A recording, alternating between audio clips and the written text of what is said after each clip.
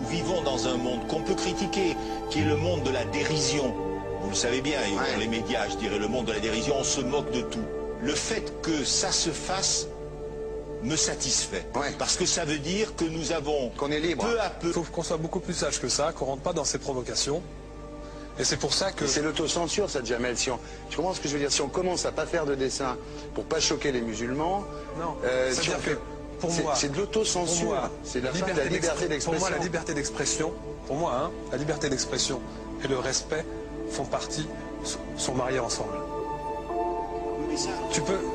Moi, je suis pour la liberté d'expression. Mais si je vais blesser une personne, pourquoi blesser la personne?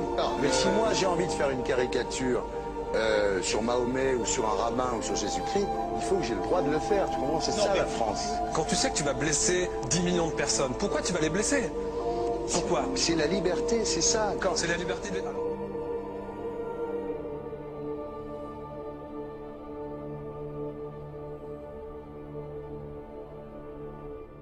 Non mais vous ne pensez pas que c'était à vous de vous excuser, non? En disant le sketch n'était pas très drôle, je suis désolé si j'ai blessé des gens, voilà, excusez-moi, voilà, c'est une connerie, c'est mon travail. Mais vous ne referiez pas le même sketch quand même? Mais le spectacle que je fais reprend en grande partie les lignes de ce sketch.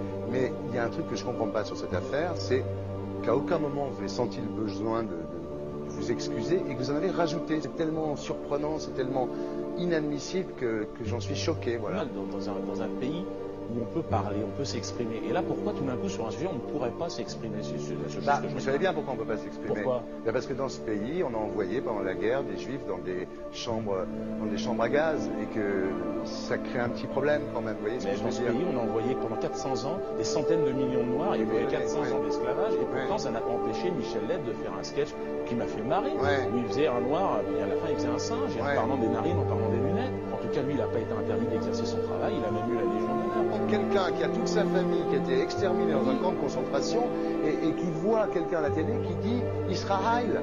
Vous vous rendez compte? Je sais pas. Mais on peut pas. Il y a des moments où même si on connaît les gens, même si on les a invités, on leur...